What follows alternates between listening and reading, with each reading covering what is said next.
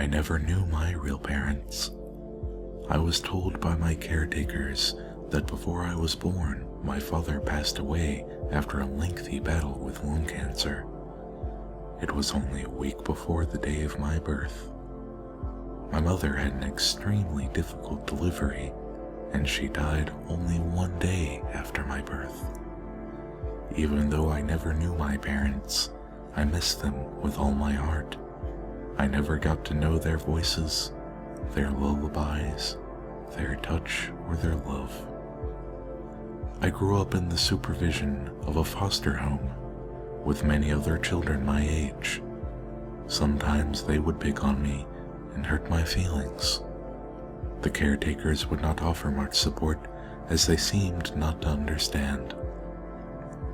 The only comfort I found in my empty life was Shrek. His films brought joy to my day, and his merchandise brought material value to my life. On the day of my 12th birthday, I woke up, slipped on my Shrek 2 t-shirt, and walked downstairs. The other children gathered up to mock me as usual.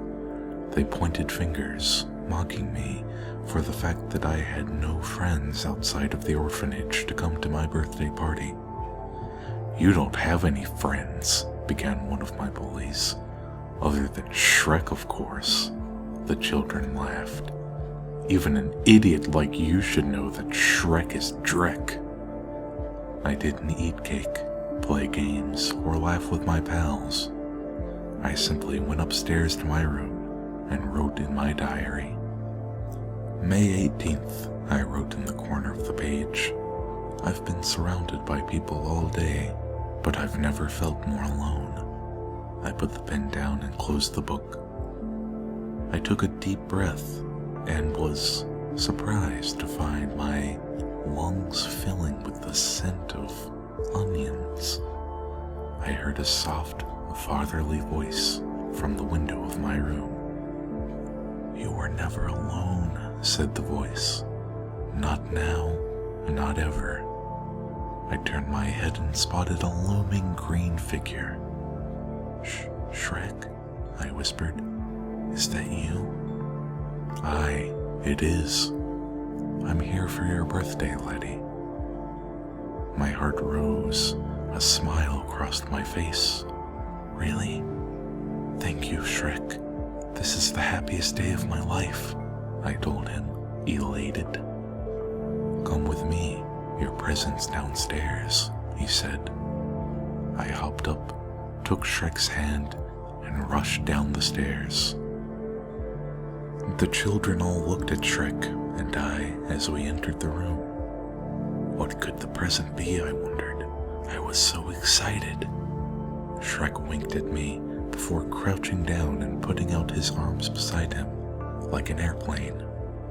He began a cold sprint towards the group of children and allowed his arms to clothesline every single one of them. I could hear the snapping of necks and the satisfying wheezes of the air being knocked out of the lungs of the children. Shrek smiled and picked up the surviving children by their hair until he had them all in his grasp. With his free hand, he unbuttoned his pants and let his thick, pungent cock spring into the crisp air. With one overhand swing, he impaled all of the children on his cock effortlessly. He fucked all of their corpses until he finished with a torrent of steaming onion sauce. He tossed the children aside. No words were exchanged. My body, writhing with desire, seemed to read his mind. He looked me in the eye, and within an instant, I knew what I had to do. I gave in to my basic primal urges and lunged at Shrek's still Shreked dick. Grunting and leaning down, I exposed my pale cheeks to the ogre and let him fill me. Inch by inch I was claimed. I bit my lips and began to cry as pain, pleasure, and love consumed my soul. Soon, Shrek filled my bowels with another flash flood of musky fluid. He slipped me off his penis and carried me to bed. I was exhausted, but satisfied. Shrek tucked me in, kissed my forehead, and headed for the window. "Wait, Shrek," I said. "Stay with me, please. I want you to be my daddy." Shrek chuckled and smiled. "I am your father, lady. For all who truly believe in Shrek are my children." Shrek winked before hopping out of the window into the crisp night air. I close my eyes as I think of my last thought before drifting to sleep. Shrek is love. Shrek is life.